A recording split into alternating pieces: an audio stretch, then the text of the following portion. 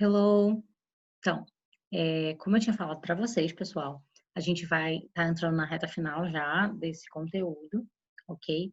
Do Past Perfect. Então, hoje a gente vai ver a forma negativa e a forma interrogativa do Past Perfect, certo? Então, bora lá. Vou compartilhar aqui o material com vocês e aí a gente vai ver. É bem simples porque segue bastante o que a gente já vem estudando nas últimas semanas, até com outros tempos verbais, as estruturas elas se assemelham bastante.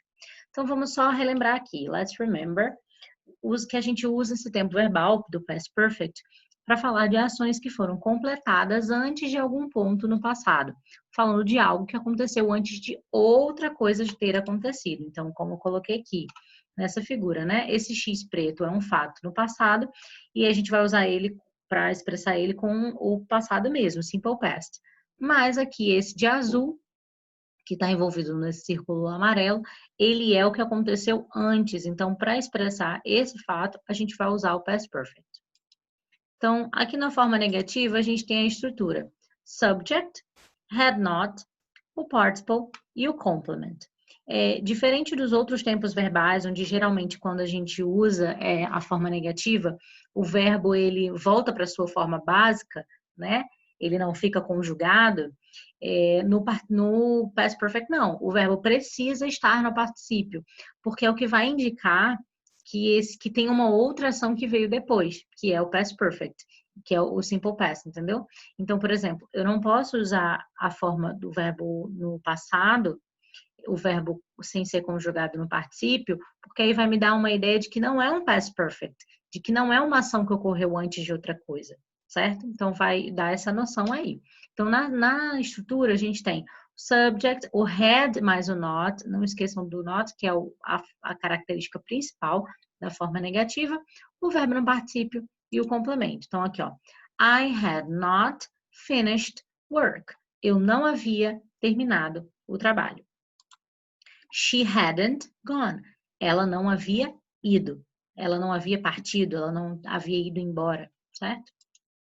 E aí, na forma interrogativa, a gente tem a inversão, e do mesmo jeito que a gente permanece com o verbo conjugado no particípio, aqui na forma interrogativa a gente também vai ter essa conjugação, certo? Então, a única diferença é que vai ter a inversão do had com o sujeito, né? A gente faz essa inversão como vem acontecendo em outros tempos verbais que a gente já viu antes.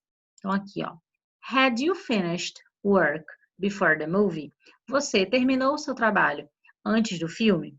Então, aí as possíveis respostas. Yes, I had. No, I had not. Ah, professora, mas não poderia ser, não seria had, yes, you had, porque tem que repetir o sujeito? Geralmente essa é a explicação que eu dou, né? Quando a gente vai formar uma pergunta, uma resposta, sempre tem que repetir o sujeito. Mas nesse caso do I, eu acho que não sei se eu não lembro se eu já cheguei a dizer isso nessa turma, mas assim, eu não posso fazer uma pergunta e responder, por exemplo, eu recebi uma pergunta e alguém fez uma pergunta para mim e eu respondo como se fosse a outra pessoa. Não faz sentido, né? Então, digamos, se a gente fosse traduzir aqui essa pergunta do exemplo, estaria assim: a pessoa perguntou, tinha terminado o trabalho antes do filme? Você havia terminado o trabalho antes do filme?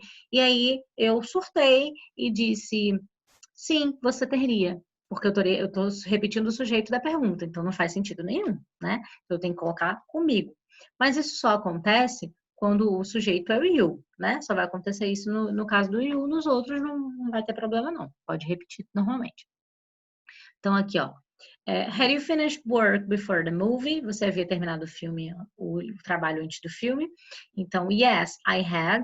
Você rebota o yes aqui, o sujeito apropriado, e o had. No, I had not. Não, bota o no, o sujeito apropriado, o had, mas o not. Vamos ver outro exemplo. Had she gone already? Ela já havia partido. Então, aqui sim, ó. Yes, she had.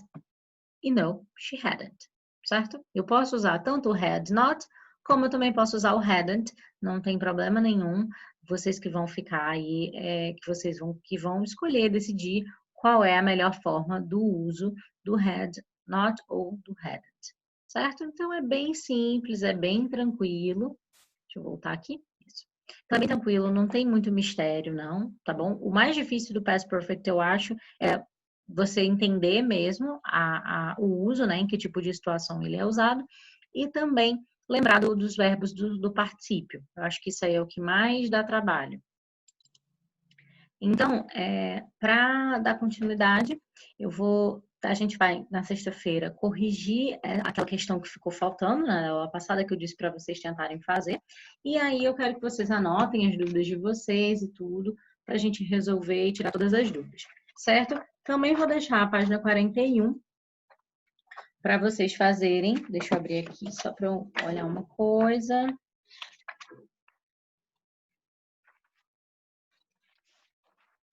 Na página 41, eu acredito que eu já fiz a número 1 com vocês vão fazer a 2 e a 3, e a 4 e a 5 da 42, tá bom?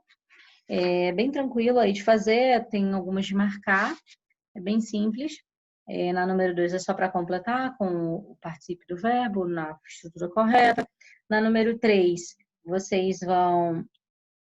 na número 3, vocês vão marcar a alternativa que completa corretamente a frase. Na número 4, na número 5, também de marcar bem tranquilo, certo? Então, na sexta-feira a gente corrige tudo isso. Bye, bye. See you next class.